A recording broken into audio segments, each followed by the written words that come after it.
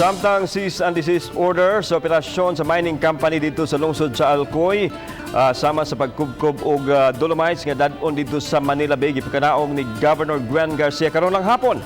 Samtang lawom nga investigasyon ang gimando sa gobernadora alang sa legal nga lakang nga sagupon batok sa nalambigit nga mga ahensya sa kontrobersyal nga isyu sa kalikupan sa lalawigan sa Sugbo.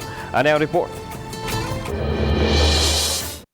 Wang kapungi ang kadismaya ni Governor Gwen Garcia ato sa gipatawag nining tigom tali sa mga opisyali sa Mines and Geosciences Bureau 7 dito sa Kapitolyo ganinang buntag uban ang mga representante sa mining company sa lungsod sa Alcoy. May kalabigitan kini sa mining operation nga gihimo aron gamiton ang mga minerales alang sa pagpanindot sa Manila Bay.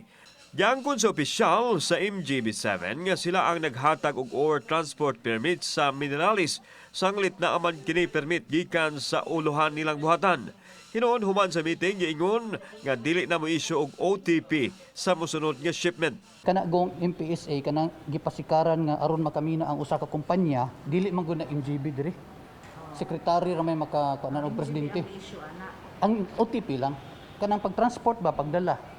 Gipadayag ni Atty. Marino Martin Quilla sa provincial capital nga wa magpaibaw sa LGU ang mining company o bisan ang naisgutang ahensya mahitungod sa kalihukan nga nagamit og natural resources sa Sugbo. Busa mimando ang gobernador nga ipahunong dayon kini. Pinagi usab sa executive order nga ipagawas karong adlaw. Pointed out by the governor that there were violations committed in the issuance of OTP or transport permit transporting dolomite from Alcoy to Manila Bay. There were legal and environmental laws, rules, and regulations that were violated.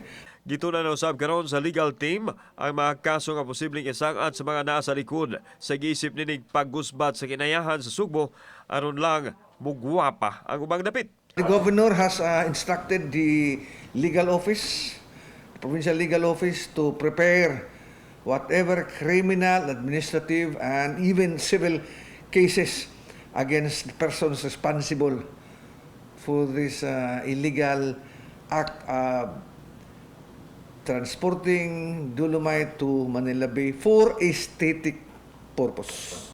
Lakip sa imando sa gobernador ang pagpahigayon og aerial survey aron masuta ang gilapdon sa danyo sa dapit.